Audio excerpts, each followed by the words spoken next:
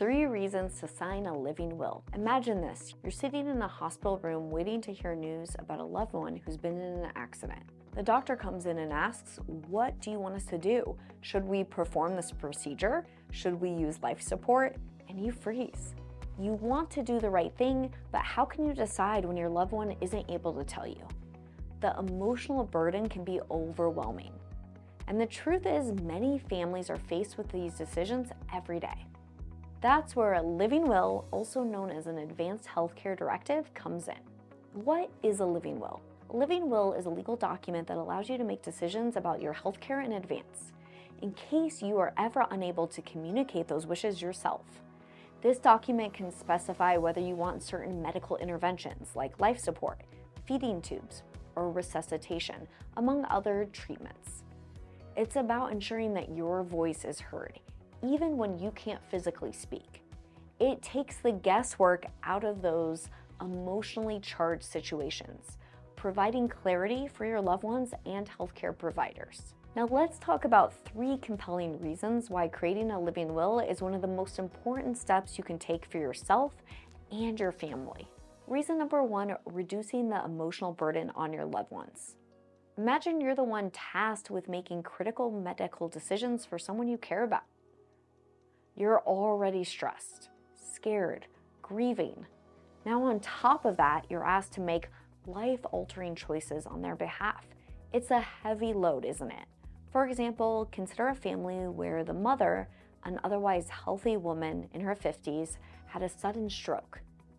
She's never discussed her healthcare preferences with her children. In the ICU, her kids were left trying to decide whether to continue aggressive treatment or let nature take its course. The emotional strain fractured relationships with siblings, arguing over the right thing to do. A living will removes that burden from your family or friends. Instead of guessing what you would have wanted, they can confidently follow your wishes as outlined in the directive. I've seen families fall apart because they couldn't agree on what their loved one would have wanted. With a living will, you avoid the turmoil.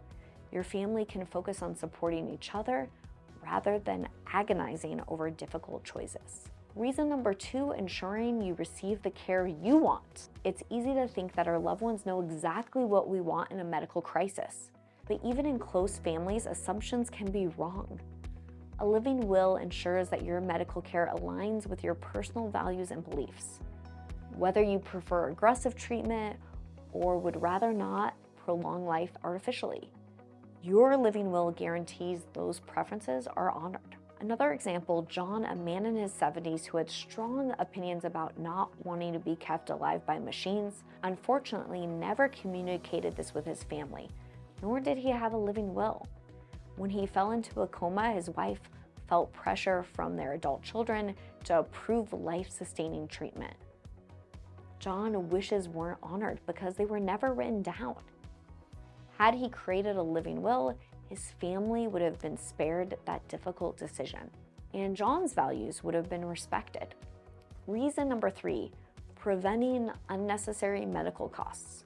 Prolonged hospital stays, life support, and other extensive treatments can come with staggering medical costs.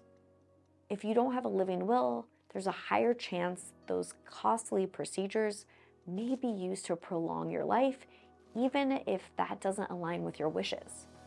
A living will can help prevent unnecessary treatments, ensuring that both your preferences and financial concerns are taken into account.